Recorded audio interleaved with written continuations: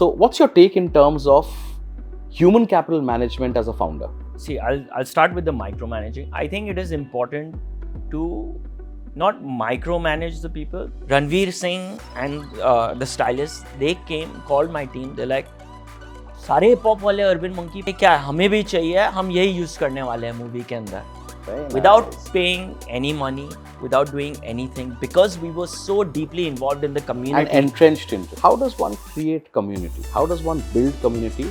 And how does the community continue to stick on and expand? Very few people know that, but you've actually built all of this without external capital. Yes.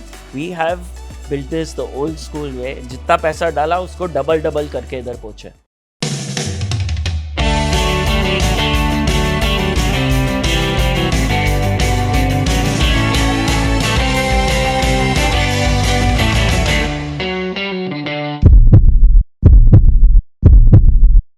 Swagat hai aapka to another exciting episode of the LifeBoat Season 2. Today, we are diving into the creative and unconventional world of streetwear and self-expression with the visionary behind the brand Urban Monkey. Meet Yash Gangwal, the founder who's redefining what it means to build a bold, inclusive and unapologetically unique brand called Urban Monkey. Yash की journey एक mission के साथ शुरू हुई, एक ऐसा environment बनाना जहां culture, creativity और कम्युनिटी एक साथ मिलते हैं. राह चलते यश ने स्ट्रीट फैशन को रीडिफाइन करा है. In this, Yash opens up about the hustle culture that shaped his entrepreneurial mindset, the challenges of scaling a niche brand, और कैसे उन्होंने अपने पैशन फॉर स्ट्रीट स्टाइल को एक थ्राइविंग बिजनेस में बदल दिया. He shares insights on staying authentic in a crowded market, breaking stereotypes and fostering a brand identity that resonates with the Gen Z and beyond. और ये सिर्फ एक brand नहीं, अर्बन मंकी एक रेवोल्यूशन है. अंडरग्राउंड आर्टिस्ट को support करना और उनके स्टोरीज फ्रॉम स्ट्रीट्स को बढ़ावा देना. Yash talks about the impact of giving back to the community that inspires his work. We'll also get a glimpse into Yash's personal life, childhood experiences, philosophy, the mentors, their important life lessons, and the lifeboats who have kept him grounded and focused towards his vision at all points of time. So let's explore the world of Urban Monkey and uncover what it truly takes to be fearless in fashion and life. Get ready for another inspiring ride on the lifeboat. Welcome to the lifeboat. Stories that keep you afloat. How are you, man? Good. How are What's you, happening? Man? Chilling, man. Relaxing. Yeah? Waiting for the rains to go and winter to come. How about you? Not bad, not bad at all. Building stuff in a very different way, and it also allows me to do something which is my passion project, which allows me to speak to very good friends like this and have deep conversations. Amazing. Let's go a little more deeper in terms of your childhood. Okay. When you're growing up in a school, Mm-hmm. and I'll ask you why, because I want to connect this to a lot in terms of the entrepreneurial mindset as well, right? So you're growing up in a school as a minority. Yep. You're staying in a city as a minority. Yep. Yes, there would be a diaspora, there would be a strong diaspora, but that diaspora is also minority. Yes. On the formative age, when you're growing up and you know you're a minority, you already start recalibrating your mind a lot to get adjusted, Yep. to accept further, Yep. to tolerate shayad Yep. a little more. Yep. Tell us your mindset of Yep. how you grew up in that atmosphere, and to what extent of your school life and learnings do you think you brought back to your entrepreneurial journey to even help build Urban Monkey the way it is? When someone grows up in a foreign atmosphere as a minority, what are those key aspects that a mind trains and creates? And to what extent of those learnings are you still carrying in your journey of building Urban Monkey today? If I had to highlight one out of, there are many, I would say, but the one that I think that truly sticks by me till today is being adaptive. Okay, I think I can adjust and adapt myself to any environment thrown in.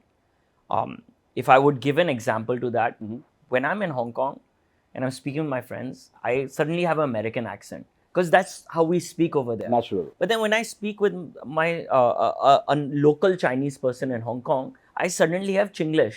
I'm speaking in a Chinese English way. Right. I'm speaking with Take you. out a Chinglish style. Hi, how you doing? Okay, sir, please little price down. Okay, thank you, no problem. And when you go into American, what do you do? What's up, bro? How you doing? Yeah, all good. You want some That's coffee? funny. You wanna That's chill? funny. Yeah, that's And funny. then when man. I'm in India, You'll talk like I'm an talking Indian. like this, and it is not And it's seamless. It is not done. I'm not doing it janmujhke. Yeah. It Subconscious. is happening absolutely subconsciously. Like I would be on a call with you. Suddenly my friend from Hong Kong would call me. I would switch up. If I'm speaking with the supplier, I might just switch up. So that adaptiveness, even switching school to school in Hong Kong, I've realized that if you can just figure out how to blend in the environment, nobody can tell where you're from. And that's kind of what I took from Hong Kong, switching schools. Even coming to India for the first couple of years, like Akash said in his interview, the accent is very obvious. Yeah. So after the I mocked him when he was speaking Hindi. after the first year, after the first year of getting like gypped and like really taken for a ride by many people in India, I realized I gotta speak local. Yeah. So I was chilling with lots of rappers from Dharavi and I realized my local became Bantai Bachi language. Like I've adapted that. So now I can't even speak that with business professionals. So even within Hindi, I want to hear a little bit of the Bantai accent as well. hey bhai, kya chal raha hai, boss? Sab theek, like whatever. I can't do it that well, but I can that's funny. I can sit and chill with them Yeah. and not feel like a South Bombay kid or whatever it is. Like if I'm there, I'm there. I'm fully into them. I'm vibing with them. If I'm anywhere else, I will adapt to that and I'll kind of mold the way I'm presenting myself. Yeah. I wouldn't say I'm faking it at all. It's coming very naturally. Yeah. So I call this the water theory. Yeah. The khasiyat of pani, and I keep saying this, कि जिंदगी में अगर कुछ बनना है तो पानी बनो. क्यों? क्योंकि आप जिस भी चीज में उसको डाल दो, उसका आकार और प्रकार ले लेते. Yes. That's the essence of the water theory. So be like water. So I think it's a great learning from there. So now let's talk a bit about Urban Monkey. Yeah. How did this concept come in? Okay. Why Urban Monkey? It's a very damn quirky name, right? Tell us a bit about the story of Urban Monkey. See, people might find this rude, but since I always went to Jaipur for my summer holidays, you saw monkeys there? I was living in Sheher. Yeah. Okay, so in Jaipur, our house was like in the Sheher of Jaipur, like a tiny tall building, and all the monkeys would just jump from the small house to the small house. I'm like, इधर तो सिर्फ शहरी बंदर है पूरे जयपुर के अंदर, and the exact translation to शहरी बंदर is urban monkey, and that's literally how the name came apart. Damn cool, yeah. And yeah, I mean, honestly, I find myself a little bit of an urban monkey as well, jumping from city to city, house to house, place to place. So yeah, I mean, So now tell us about the concept. How did this happen? Again, everything is a calling. I personally believe it's a calling, right? Yes. For me to start Vertices the way it was a calling. Yes. For me to be able to build and create Vertices at a level where now LifeBoat can become what it is becoming gradually is again a calling. How does that happen? So what was this calling about? Take us through the journey of Urban Monkey from the time you built to where you are now. Okay. So the calling came from skateboarding. Okay. When I was 12, I started skateboarding in Hong Kong and I still skate now. And through skateboarding, I was introduced to b-boying, to hip hop. And I've done I'm not an expert in any of them, but I've spent hours, I've gone to dance classes, I've gone to skateboard classes, and I've gone to DJ classes in Hong Kong. Nice. I've successfully done any of them. I still skate pretty well, I would say. But I can't DJ, I can't dance that well, I can't do any of that. But I had that kida. Okay. Entrepreneurship ka kida. I had the underground ka kida. Ki I want to become that cool dude. Okay. I saw this kid doing windmills. I'm like, मेरे को भी करना है windmill. Rohit is smiling because he already wants, in his mind he's imagining now he has to do skateboarding in our office there. Oh my God. 2 महीने तक मैंने करा, उसके बाद मेरे को नहीं होएगा ये मेरे से, and I moved on. When I went to Australia and I saw in Hong Kong, the culture was not as, there was no community as such as it was in Australia when it came to hip hop and skateboarding. And it clicked to me, man, I'm chilling with people thrice my age and 10 years younger to me, and we're all skating together, chilling. Like, where do you get this vibe? Yeah. Even now, if you go to the Bombay skate park, right, you will see a 7-year-old skater chilling with a 23-year-old cool dude, and there'll be a 40-year-old uncle also who's trying to skate. Yeah. And they're all hanging out together, going for lunch. You just called me an uncle, man. Oh, I'm getting as well. Dude, don't do that. I know uncle. At 43, I'm not going to listen to this nonsense. You don't look like you're 43. That's the advantage. The accidental lawyer. Tell me. Then? So it's really, Sorry, what's the question again, man? Shit. The calling. How did the calling happen, man? So it was the sense of community that I took and learned in Hong Kong and Australia. When I came to India after graduating, I stayed with my grandparents for about 6 months in Bombay. And I started skateboarding with all the people who skated in Bombay. There was only like 10 people. And This was when? 2013. Okay. Okay, there was a group called on Facebook called Skateboarding in Mumbai. Okay. Okay, it was run by a guy called Russell. He's still running it. And it was just like 15 people dedicated to skateboarding. They're building their own ramps in, there was a school, Palm Beach School on near Kemp's Corner or something like that. It was an abandoned building. We used to break in there, jhadu that place, build our own ramps and skate there. And I realized at that point, it was like a aha moment once when I was coming back from, I was going back to Hong Kong from Bombay, and all of them gave me a list of products to buy. Mere liye ye leke aana, mere liye ye leke aana, mere liye ye leke aana. And the Marwadi in me is like, bro, ये तो धंधा है, ये तो मैं कर सकता हूँ, ये तो मैं बेच दूंगा. So I went back, I got all the things for them, you know, and I realized, man, they just want cool stuff. Yeah. And in India at that point in 2013, to buy cool stuff, you will have to go to some surplus store in Bandra and some khopcha. Yeah, true. This is my Bantai Manchi language, khopcha. No, बिल्कुल एकदम. सुमड़ी में कुमड़ी करके खोपचे में जाना होता है. You go to Navi Mumbai, like surplus का है, उसका tag कटा हुआ है, ये वो. Correct. वो बैंड्रा में 2-3 वो था, वो पालील के पीछे वाला एक दुकान भी होता था ग्राउंड फ्लोर में. It was at mezzanine or the ground floor basement, and you go and get those tags cut and all those brands. Export surplus.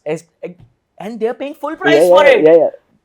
I lost my mind. I'm like, dude, they're ready to pay full price for stuff that may or may not be real. There is not a single brand in India that is made for these kind of people. Not a single brand. So I went back. I started actually with shoes. Not many people might know about it, but I started Urban Monkey with shoes because I'm like, this is an Urban Monkey shoe? No, this is a Nike shoe. So I started with shoes. No plugins of Nike. No, sorry, not allowed. So we get inspired by them, so it's fine. Who doesn't, man? Yeah. There's so many inspirational brands within India. They sell motivation, man. They don't sell a shoe. Yes. And I feel India is a place where there is enough space for many, many brands. There is no need to look at each other as competition. Look at each other as together we're going to grow this industry, and there's enough for everyone to eat from the pie. True. So yeah, man, I went back, I came back, I started selling shoes, failed. Okay, nobody knew their sizes at that time. Flipkart, Amazon just started. True. I was getting 40-50% returns. Then to pivot, I'm like, abhi kya karu? Paise to baki nahi hai. Correct. So I started getting power banks from China back in 2013. I started selling power banks and stuff like that from Amazon. And it really worked. But I was not vibing with it. This is not something I wanted to do. I became a trader at that point. Urban Monkey likh ke main bech raha tha, but I was a trader. Then I realized, you know what? Let me just do things that I love. I went back, I got some skateboards, I got some caps, okay? And I put it out. And like out of nowhere, sales started coming in with no marketing spend, no nothing. And that was the obvious aha moment, which I realized, why the fuck did I not like think this way before? You're so educated. Just sell stuff that nobody is selling. And that's how Urban Monkey really started. Within my passion. Very cool. Yeah. So skateboards and caps is how we started. And now, what all has it gone up to? We have wallets, backpacks, t-shirts, jackets, sunglasses. Very good. Many things. Okay, so I'm not going to be one of those boring podcasts where we speak about revenues, numbers, and etc. We're going to talk about much larger and better things, right? You mentioned a very interesting term right now, and that term was community. Yes. It's also one of the hardest things to build.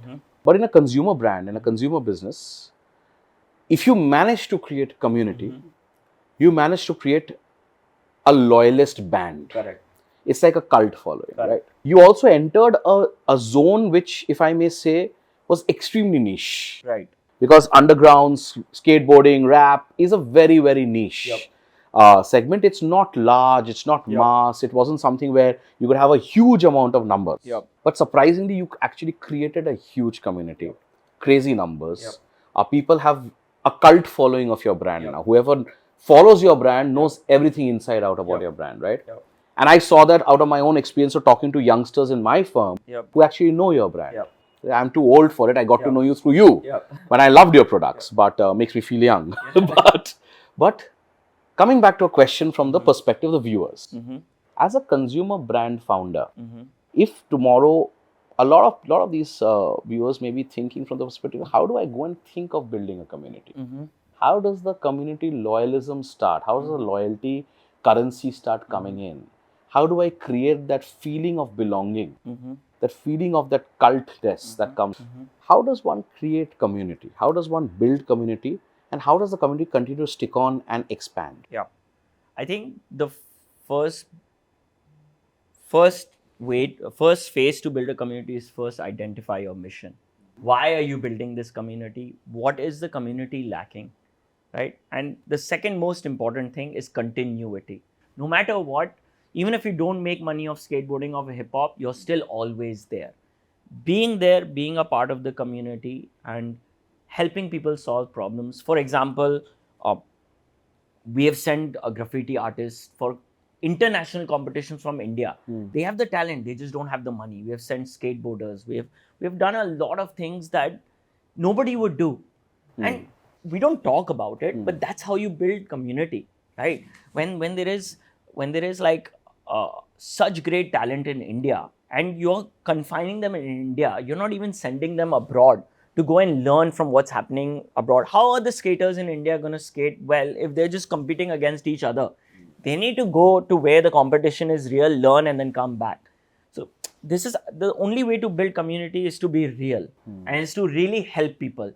If you're just giving influencers 10K a month to post a reel and this and that, that is not building a community. Yeah.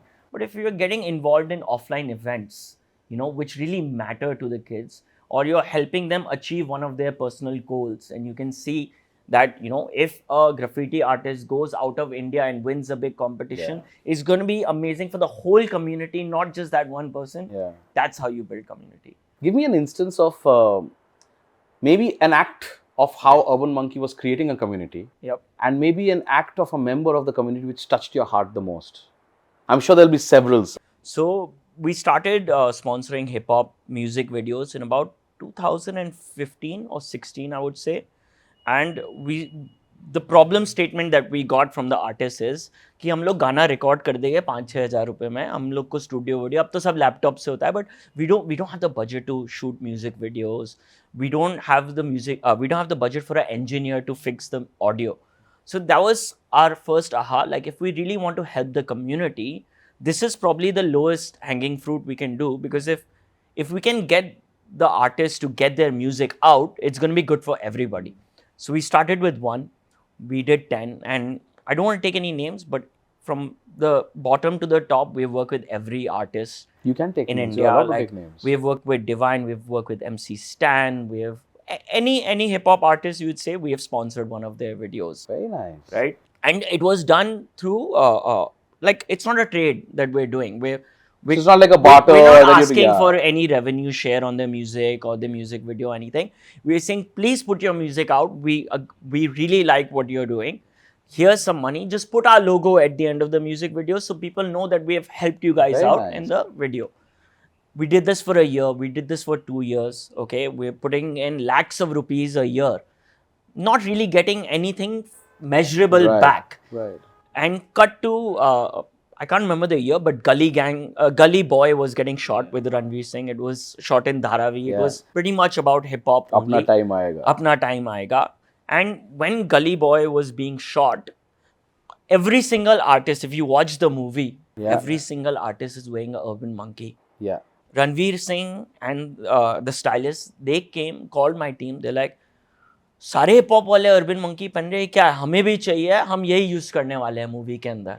Very nice. Without paying any money, without doing anything, because we were so deeply involved in the And community. entrenched into it. There was no other hip hop brand back then, or there was no, what was streetwear back So then? in the movie, actually, all those artists are wearing If Urban there is Monkey. a cap, it's an Urban Monkey cap.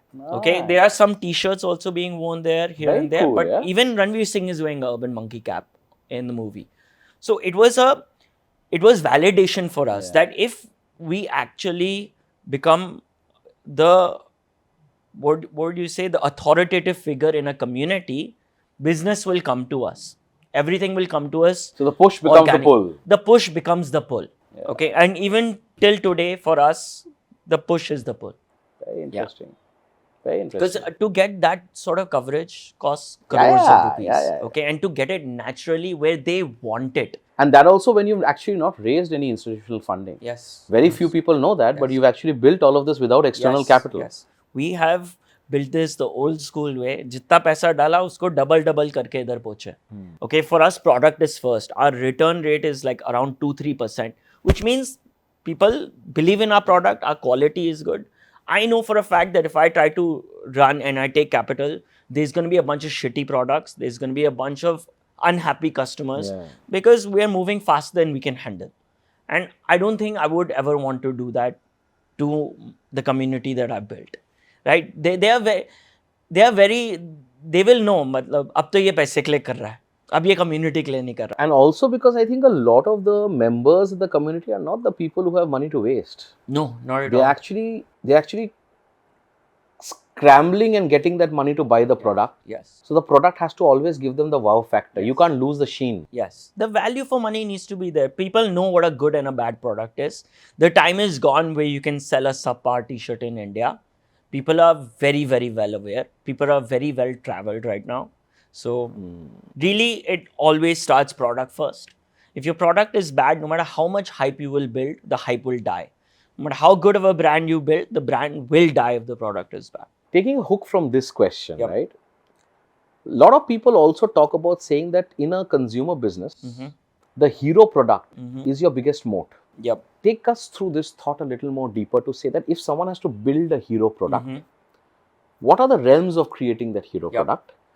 And how do you ensure that the moat stays strong around it? Because once the hero product starts giving you the dividends, it's very easy for the founder to think, अब तो ये बन गया, अब मैं 5 चीज और बनाता हूँ. Right. Because then the hubris sets in, so हम ही हम है, बाकी सब में पानी कम है, Right. अपन तो यार ये सब कर लेंगे. I'm talking about Bantai. Yeah. But the whole thought is that it's also about knowing that when you create a product, and if it is your hero product, stick to the roots of ensuring that the hero stays the Correct. hero and you build around it. Correct. Right? How does that happen? What is the mindset of... So for our viewers, the question, if I have to build a hero product, how do I go about it? How do I ensure that the hero product continues to stay as a moat? So take us through that example, and from Urban Monkey's perspective, what is the hero product? For us, it's caps. Okay. And again, like I don't want to sound cliche, but it's all about research, right? If you want to start building a hero product, you find a niche. And you find a niche with a very strong community and with none or a very few sellers selling to that community. And I think these two things combined, if you find, you will get a hero product. Second thing is to stick to that hero product, like you rightly said. Even today, I would say the business is afloat because of caps. Because of us selling caps, we are able to risk some of the cash flow we generate onto new categories like watches, clothing, sunglasses, stuff like that. But our attention never diversifies from there. If we know... What percentage is caps of the revenue? I would say 35-40%. Yeah. So you've ensured that that still stays as your... That still stays our mode. Again, as a thought, explain to our viewers, when you did your first celebrity or influencer deal, there are a lot of them who are, a lot of our viewers are in that mindset saying, hey, I want a celebrity to talk about my deal. I want an influencer to talk about my deal. How does one go about it? What are the most important things to bear in mind? And what are the biggest mistakes that founders make at the early stage of trying to involve, these kind of facets of a deal, thinking that this will be a multiplier to the sales? Yeah. I think every entrepreneur thinks that, you get one big celebrity and suddenly you're going to be showered with sales. That is not true. It's about getting the right celebrity or the right influencer for your brand. One of the first few people we did a collab collection with was Ranvijay Singha. So he lives and breathes basketball, caps, streetwear. He even has his own team, which has a BMXers, skateboarders, this and that. We didn't go for the biggest celebrity. We went for the right celebrity. And a celebrity that believes in your brand and is going to push that brand because of his inner belief, not because he's getting paid for it. I think that's the only kind of influencer collaboration or celebrity collaboration you should do. Because if it's about money, after the term sheet is over and the deliverables are Yeah. over, that guy's not going to push your brand. He's going to go to someone else. Yeah. And just like business, relationships are better in compound. Okay. Yeah. The more time you spend with the person, the more time you spend building your business or your customer base, Yeah. the higher the return gets over time. So yeah, Okay. I hope that answers the Yeah, question. it does. What is the biggest loophole in this? A lot of people lose out a lot of money. Yeah. Like you said, Now, identifying the right celebrity is perhaps one of the most difficult things to do. You have the benefit because yours is so niche. Right. A lot of consumer potential founders may not be as niche as you. Yep. What's your advice on them to say what are those key characteristics or parameters that you should look for a celebrity to say that, hey, you know what? This celebrity is not just about the deliverables and the money. Yep. This celebrity is actually going to be about the product and, more importantly, the continuity. Right. To say that it is beyond just an economic or a commercial transactional relationship. Right. It's going to be something that will create a far, far bigger, deeper, meaningful relationship. Yep. Man, I think I'm going to give a very cliche answer again, but it is like I sat in front of Ran Vijay and Raftar, Yeah. and I felt like they're friends and mentors more than anything. And that feeling and that intuition is really what led me to say that, okay, you know what? It's worth it. It's not like I had money to build a new Ran Vijay collection. I had to like scrabble for it and figure it out. But it's really sitting in front of somebody and getting that vibe and intuition. As lame as it sounds, that's really what locks it in for me, right? And we have been fortunate enough since those collabs that all of the collaborations now come to us. So they're already very, very excited. Interesting. Yeah. So even the Playboy USA collab that we did, they came to us. So it's more inbound now. Now it is completely inbound. We don't go outbound at all because we realize the people who want to do it, we'd rather do it with them than forcing it on somebody who has no idea. Absolutely. Yeah. Makes sense, yeah. Yeah. Makes sense.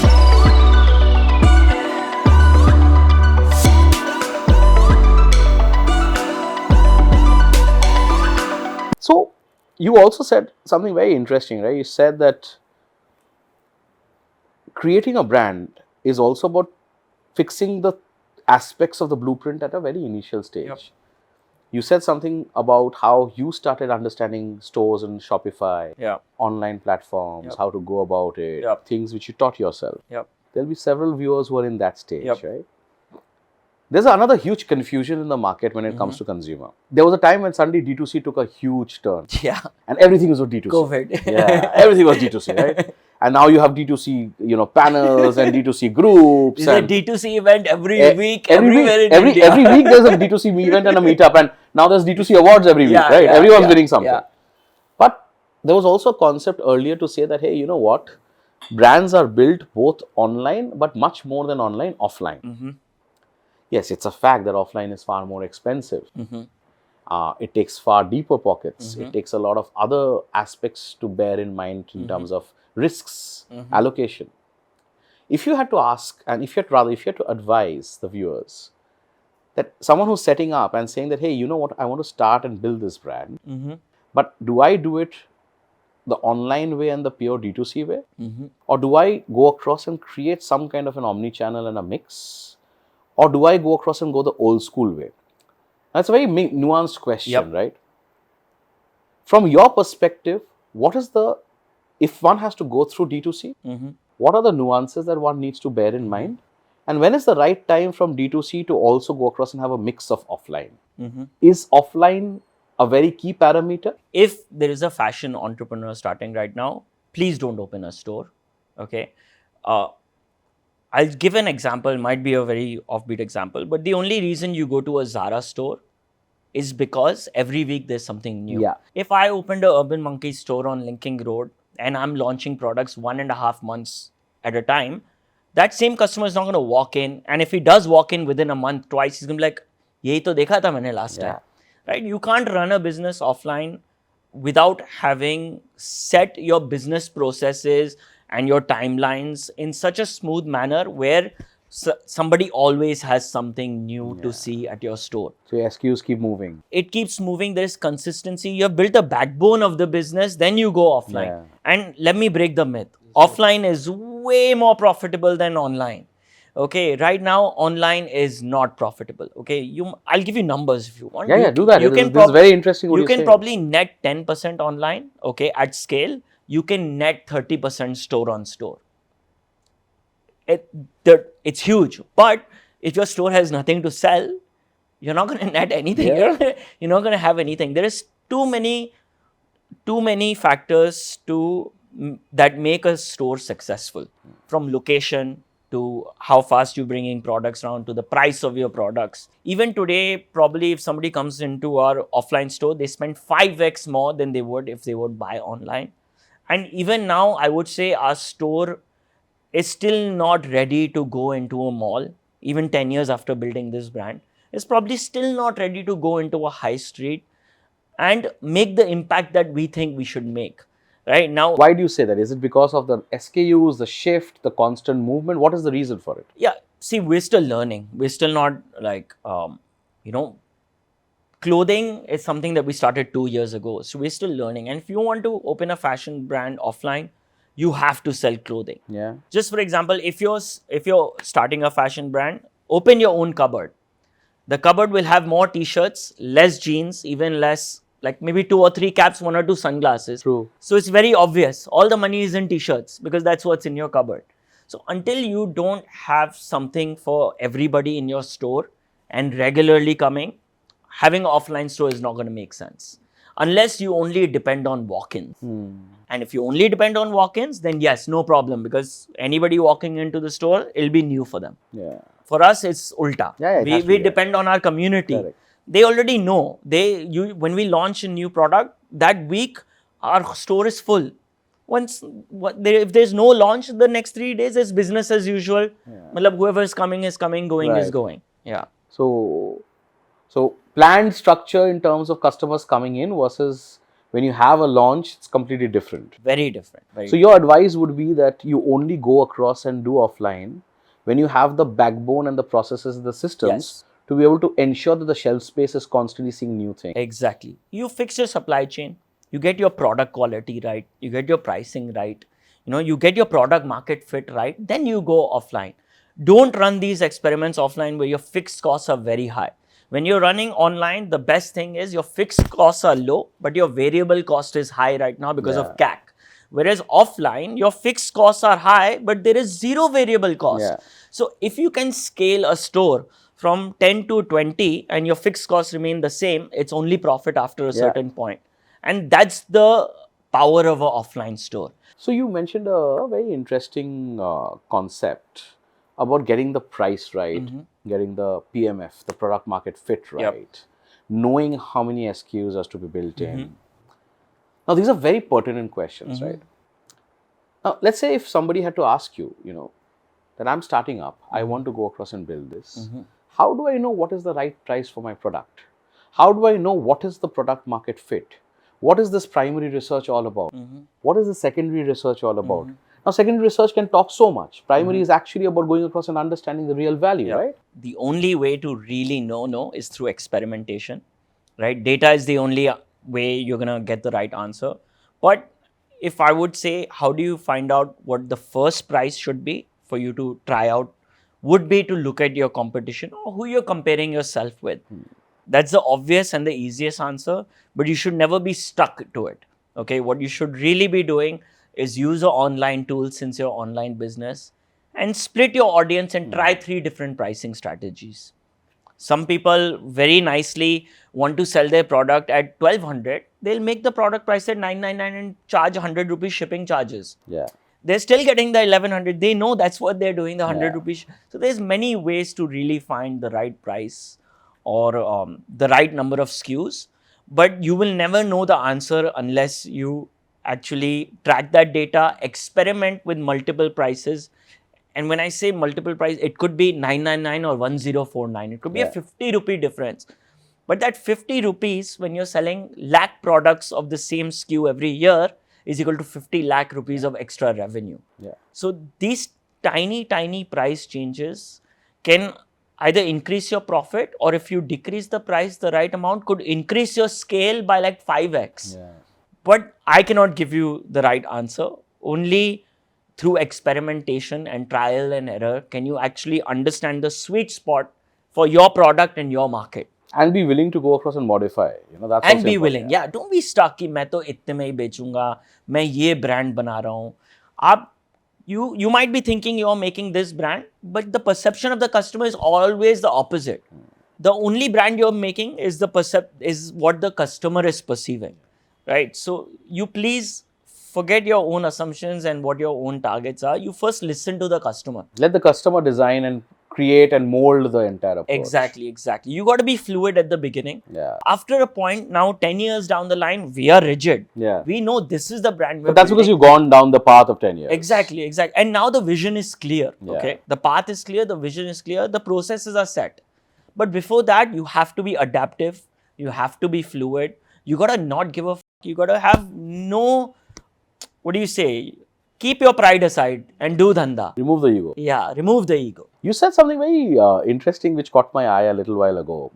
And you said that, you took inspiration from Nike. Yeah. What inspiration did you take from Nike? So, like we're doing with our hip hop, Nike does it with athletes. Yeah. For us, we realize athletes is very hard in India. Yeah. Okay, so we will stick with artists because artists are very underrepresented. Who sponsors graffiti artists? Yeah. Now they do, okay, but who does it to hip hop artists, graffiti artists, stuff like that? Even athletes we do now. We've had some really good success with cricketers. Yeah? Organically. Wow. Absolutely. Give an example.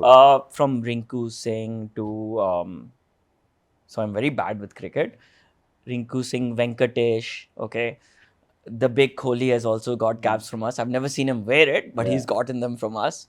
So it happens very organically. And the only reason all the big cricketers who got our caps because we helped out the Ranji level cricketers. We give them like free merchandise, free this, free that. That's how we...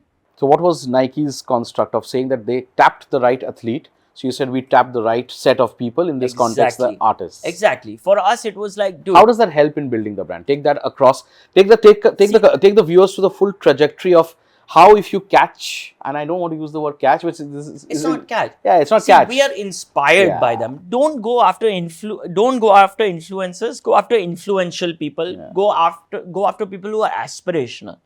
Okay, because those are the people who really make an impact in other people's life.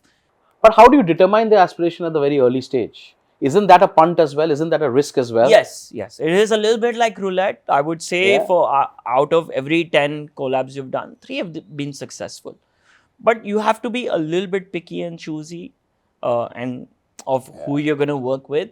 But really, you have to know it is a gamble. It is a gamble. It is most definitely a gamble. I think anybody who's doing influencer marketing or collabs at scale will tell you कि मतलब टुक्का है, सब टुक्का है. Okay, now this brings me to a very interesting thought, right? One such concept in the life of an entrepreneur, which is highly underrated, is the concept of luck or destiny. Mm-hmm. A lot of times people don't give enough, credential to the fact that luck matters to a great extent. The right place, the right time, the right product, the right choice, the right market, the right thought, the right partnership. There's so many things, right? There's so many things that we as entrepreneurs want to think of building. But if luck doesn't support, maybe you can't. But there's this other school of thought. The other school of thought is say, hey, what's luck? I make my own luck. I had the guts to go across and do something outside the norm. I had the ability to go across and take this punt. I had the ability to go against the entire flow of the wind. I created my own luck. Which school of thought does Yash belong to? And what's your key take to viewers in terms of the concept of luck? See, those who keep their doors open are the ones who invite luck in. If you're not doing anything, you're not going to be lucky.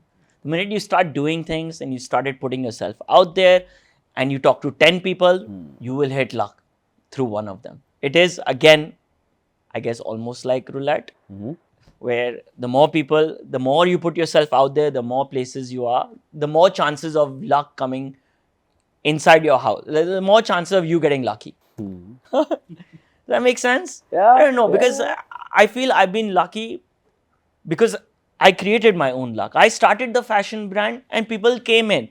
Had I not started the fashion brand, where would have been the luck? True. अकेले आप एक नाव बना सकते हो. Yes. इकट्ठे आप एक जहाज बना सकते हो. Yes. but that ikhatte is nothing but you and your team. Yes. And the team resonates and stays with you in terms of thought processes when there is a concept of empathy quotient, there is a concept of happiness quotient, Yep. there is a concept of doing something innovative, there's a Yep. concept of giving or delegating power, Yes. saying that you are responsible for this, I trust your choice, Yes. and I'm giving you this to go. A lot of times with promoters, with founders, the ability to let go is very difficult. The ability to say that, okay, here are people that are responsible for these portfolios, Yep. and I am trusting the decision, Yep. and I don't need to micromanage everything, right? Yep. This thought, and I want to now pen this down as an entrepreneur, to say that when you try and build something, and when you were building in terms of the initial days of Urban Monkey to today, how relevant do you think is the ability to let go and trust your team? And more importantly, if you had to recalibrate your mindset to do that, what would you advise our viewers? Is that something that you do at a particular scale, at stage, or is it something that no matter what you say, finally the founder is the founder, right? And therefore, there will always be a realm of micromanagement continuing. Yep. So, what's your take in terms of human capital management as a founder? See, I'll start with the micromanaging. I think it is important to not micromanage the people, but to give them a very clear direction of where they're going. So every decision they make should be taking them to what the broader vision of the company is. When that is not clear, and it was not clear for Urban Monkey for a long time, I was micromanaging. But when you sit down with your team, they usually have way better ideas than you as a founder do, because they are only thinking about their department. Whereas you are trying to go to the moon.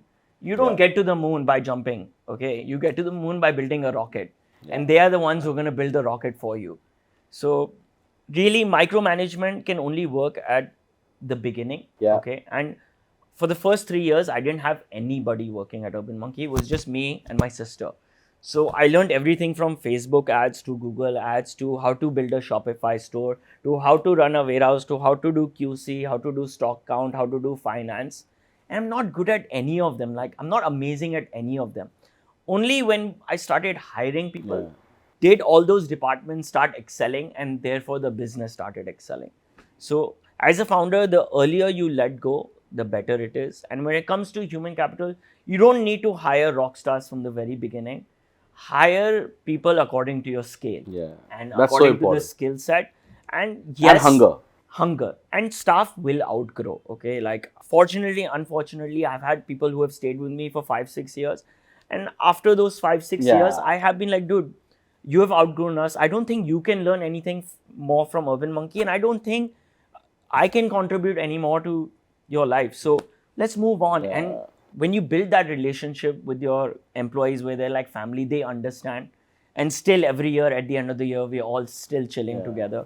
So it's very important to hire the right people at the right stage, right? So true. What's the biggest red flag that you've seen in a hire?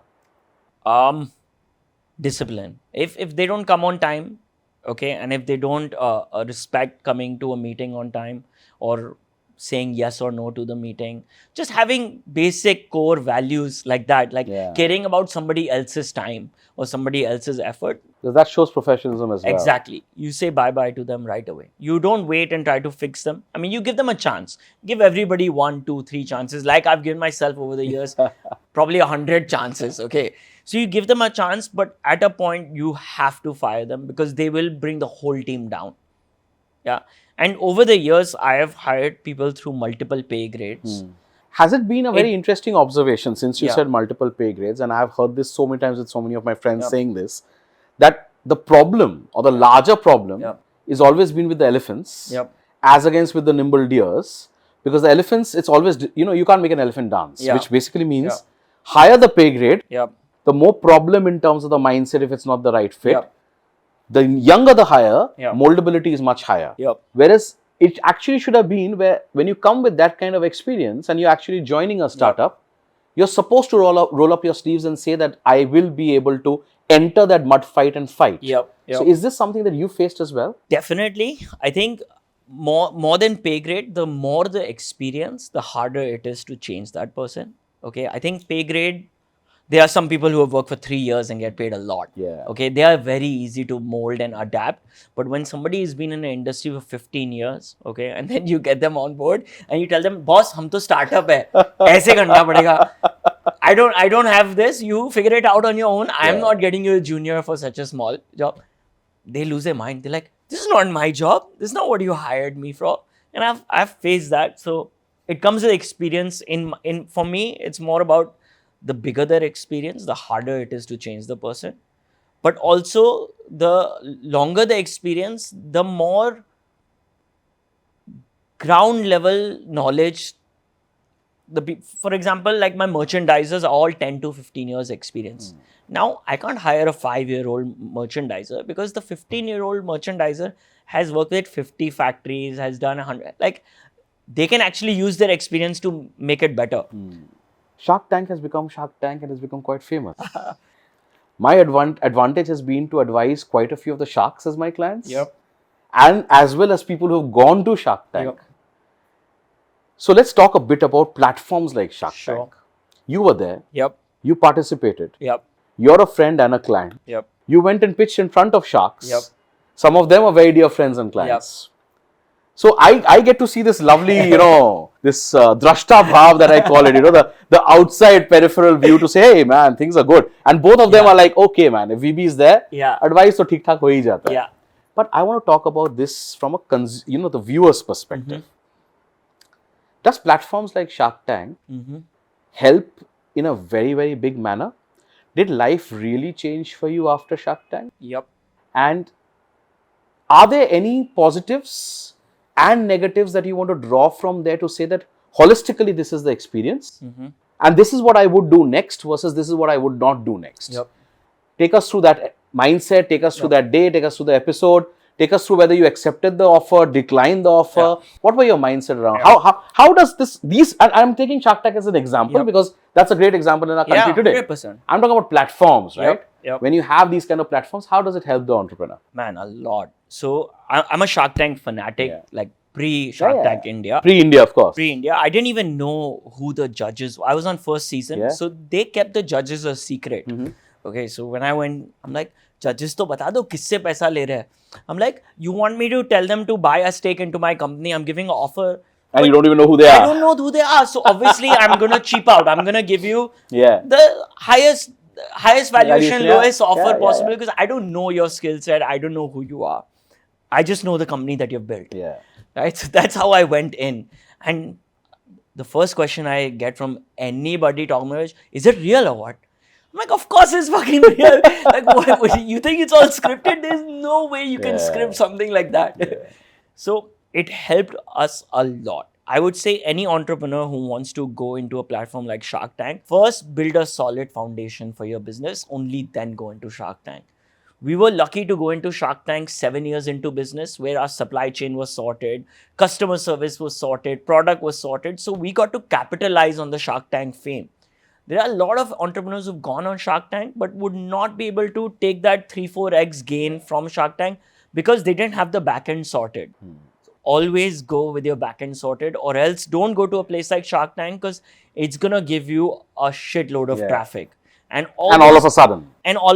And suddenly if you get, 100,000 eyes on you and you're selling a crappy product, your business is going to burn right there and then. It's in fact negative quotient. It will become negative, 100%. So for us, luckily, we had everything sorted. I still feel we could have doubled down harder than we did. But still, all good. I have nothing. Did you accept an offer? Did you decline the offer? So I got 3 offers from Shark. Three sharks gave us an offer. But the offers were not that good. Honestly, I had way better term sheets. Which you refused. Which I refused before I went to Shark Tank. And more importantly than that, I could not discount the 7 years of hard work that I put in myself or my dad who put in all his trust on me or my sister or anyone else. So for me, it was a very easy no with the offer that I got. But in retrospect, if I was a 1 to 2 year old company and I got an offer like that from the Sharks, I would probably take it because I didn't have a mentor when I started this business. And I know today, if I would start another brand, knowing what I know now, I could probably do it 5x better and 5x faster. But that's the power of experience. That's a part of experience. So I do think having a great mentor or a shark or anyone will definitely bring value to you.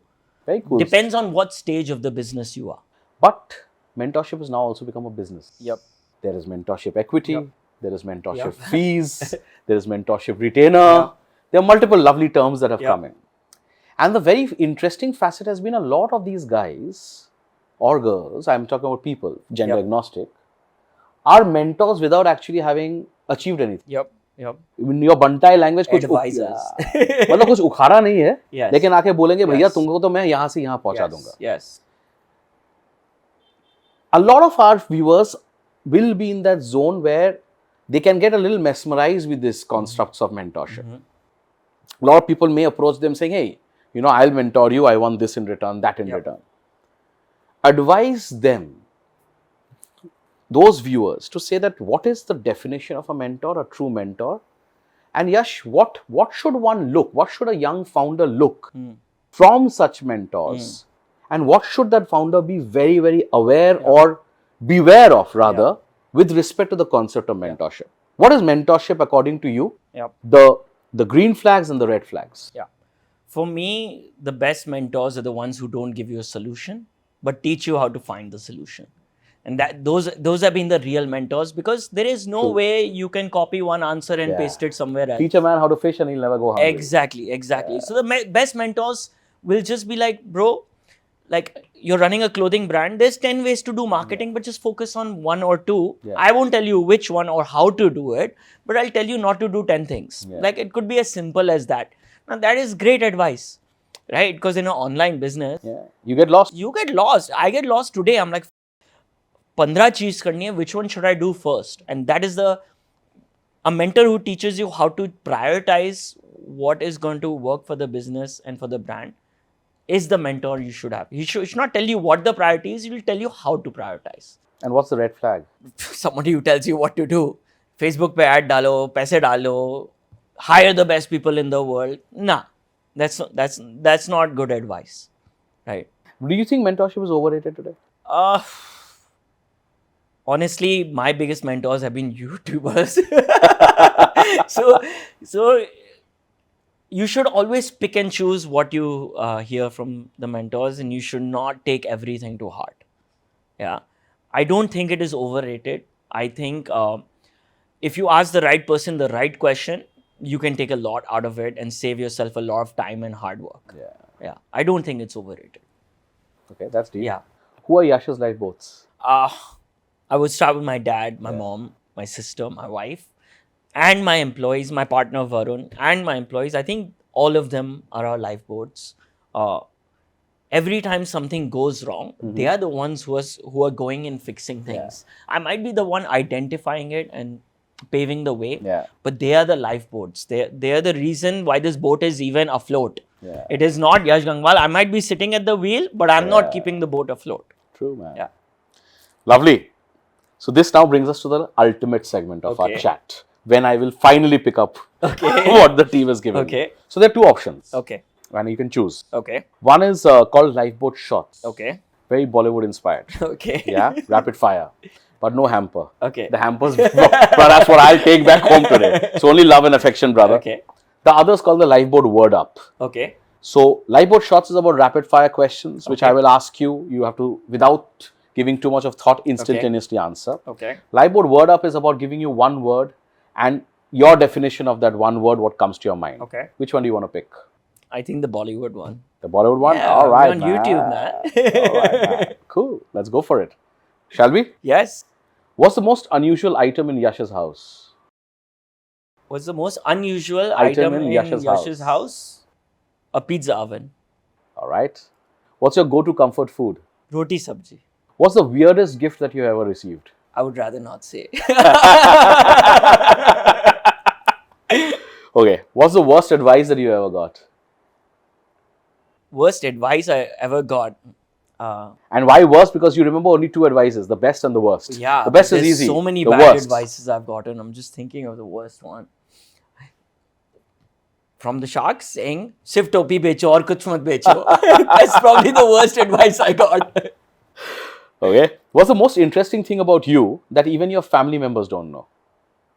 That even my family members don't Something know. which is hidden and interesting. Say it out here. I want to become a politician. Yeah? Yeah. All right. If there was an autobiography written about your life, Yep. would you rather have it as a book or a comic book? Comic book. What's your zombie? My God, this is like the team's like asking crazy questions. What would be your zombie apocalypse plan? Wow. Build a underground bunker with a lot of plants and vegetables since I'm vegetarian. That's all I need. What's the most useless skill that you have? Phew. Talking a lot of crap, as you can see over here. All right. What's your favorite conspiracy theory? Favorite conspiracy theory that we didn't land on the moon. I know we did. Yeah. If you had to be one video game character, what would you be? I would be. Have you guys played? What's that game when we were young? The guy was on the scooter and he was just smashing everybody with a baseball bat. Road Rash. Road Rash. Road Rash. That was like 2 generations after, or 1 generation after me. I used to be the Super Mario generation. Road Rash or Pepsi Man. Pepsi Man used to just collect Pepsi cans from everywhere and have a whole house full of Pepsis. Okay, what's the quirkiest tradition in your family? Quirkiest tradition in my family? Oh God. We don't really have that. We're very like Jain Parivar. Like, Nothing quirky? Not quirky, but we're very traditional. Like we have deep traditions. What is that one trend that you never understand? Hype. I don't understand hype culture at all. All right. I'm in the hype business. You're in the hype business. The last question, which I think is going to be very, very close to your heart. What was the first music concert that you ever attended? It was Muse. It was a rock band. They were huge back in the day. And it was the first concert I ever went to. I think I was like 15 or 16 years old. Where was it?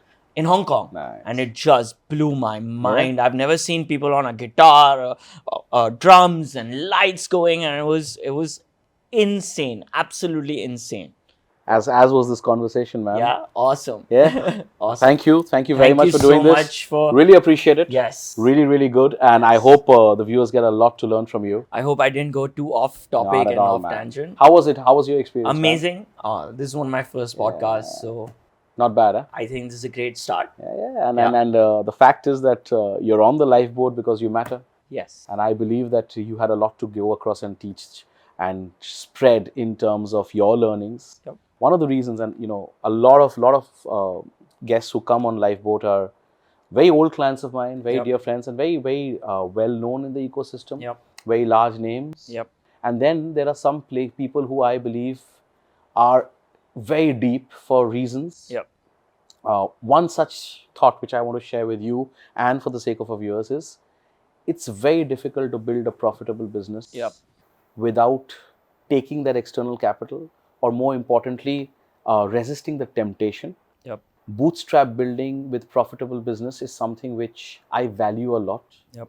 One of the things which I think is really missing in the ecosystem is to understand the power of building profitably and power of building it perhaps slowly. Yep. And you're an epitome example of that.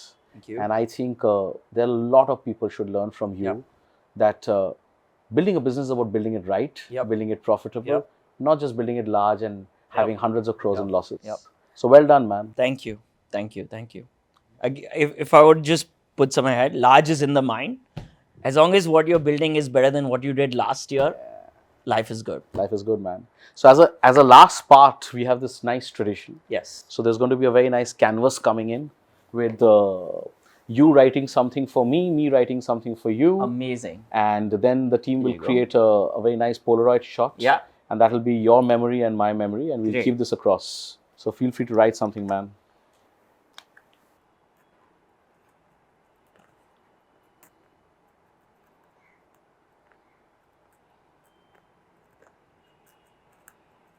Awesome. Awesome, man. Here you go. There you go, brother. This is for you. This is for you. Oh, we literally said the same thing. That's lovely, man. Awesome, awesome. This is going on my table, man. And with the picture, and So that's Yes. Yash for you of Urban Monkey. What a pleasure chatting with him, and such an inspiring guy and such an inspiring story. Thank you. See you in the next one. Please subscribe.